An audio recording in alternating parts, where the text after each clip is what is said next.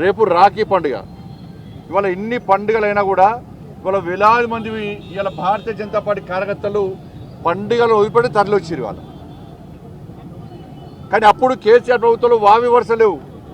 వాళ్ళకు తల్లి లేదు, నా తండ్రి లేడు, నా అక్క లేదు, నా చెల్లి లేదు. వాళ్ళకు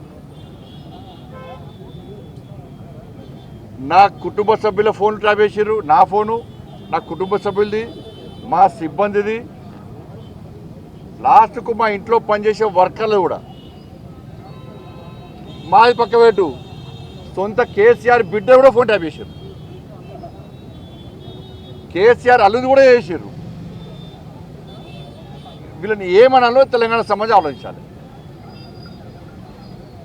అధికారులు నా దగ్గర సమాచారం, నేను నిన్న కానీ మొన్న కానీ చాలామంది మాజీ అధికారులతో మాట్లాడినా, నా దగ్గర ఉన్నటువంటి ఆధారాలు కానీ నాకున్న సమాచారాన్ని కానీ పూర్తిగా వాళ్ళకు రిపోర్ట్ ఇవ్వడం జరిగింది.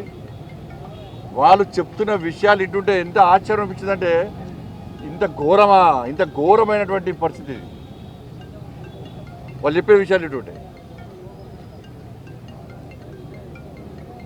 నేను ఎప్పుడు ఆందోళన చేసినప్పుడు కూడా, రాష్ట్ర అధ్యక్షుడు ఉన్నప్పుడు, పాదయాత్ర చేసినప్పుడు కానీ, ఏదైనా ప్రొటెస్ట్ ప్రోగ్రామ్ పోతున్నామంటే ముందే పోలీసులు వస్తారు.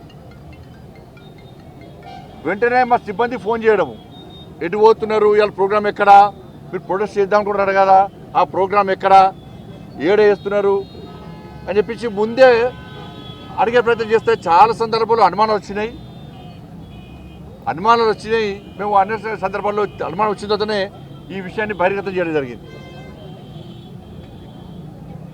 ఇవాళ కేసీఆర్ గవర్నమెంట్లో మీరు చూడండి, మీరెవరన్నా, మీ కెమెరామెన్ ఉన్నారు, రిపోర్టర్లు ఉన్నారు, మీరెవరన్నా మీ కుటుంబ సభ్యులతో కానీ ఎవరన్నా కానీ వాట్సాప్ కాల్ కాకుండా నార్మల్ కాల్ మీరు మాట్లాడారు ఎప్పుడైనా? తెలంగాణ రాష్ట్రంలో కేసీఆర్ ప్రభుత్వం ఉన్నప్పుడు భిక్షాటన చేసే భిక్ష పైన కూడా ఒక ఏమీ తెలియనటువంటి మామూలు వ్యక్తి కూడా వాళ్ళ భార్యతో మాట్లాడాలన్నా, ఏదైనా భార్యాభర్తల ఫోన్లైన మూర్ఖులు వీళ్ళు, చండాలులు, నీచ మనుషులు వీళ్ళు. ఎవడన్నా భార్యాభర్తల ఫోన్ వింటారా అని ఎవడన్నా? ఇంత సిగ్గుబాల కుటుంబం వీళ్ళది. కేసీఆర్ కొడుకు దరిద్రులు వీళ్ళు. ఎవరన్నా తెలంగాణ రాష్ట్రంలో కేసీఆర్ ప్రభుత్వం ఉన్నప్పుడు ఎవ్వరు కూడా నార్మల్ కాళ్ళు మాట్లాడుకోవాలి. ఎవరైనా మామూలు బిచ్చబులు అడిగినా కూడా, ఆటో కార్మికులు అడిగినా కూడా, అబ్బో సార్ కేసీఆర్ ఫోన్ ఇంటర్నట, అందుకే వాట్సాప్ కాల్ మాట్లాడుతున్నారు సార్ అంటుండే. ఇది కామన్ అయిపోయింది. ఇది ఎవరు కూడా మాట్లాడుకోలే, అందరికి తెలిసిపోయింది.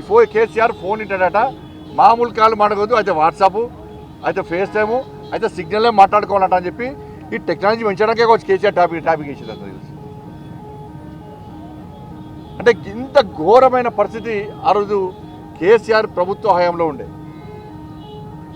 మావోయిస్టుల ఫోన్ల లిస్టులో మా పేర్లు పెట్టి ఫోన్ ట్యాప్ చేసారు. అసలు ఎస్ఐబి అనేది మావోయిస్టుల కార్యకలాపాలను ఎప్పుడప్పుడు తెలుసుకోవడము, వాళ్ళని కంట్రోల్ చేయడము, వాళ్ళ పట్ల కఠినంగా వివరించాలంటే ఎస్ఐబి ఉండాలి. కాబట్టి ఒక సపరేట్ ఇన్వెస్టిగేషన్ బ్రాంచ్ పెట్టి మావోయిస్టు టెర్రరిస్టు కార్యకలాపాలను అదుపు చేయడానికి మాత్రమే ఇది అవసరం. దాన్ని పెట్టుకొని వీళ్ళు ఏది పడుతుంది ఫోన్ ట్యాప్ చేయడమే. వేలాది ఫోన్లు, ఆ లిస్ట్ చూస్తే నేను ఆశ్చర్యపోయినా. వేలాది ఫోన్లు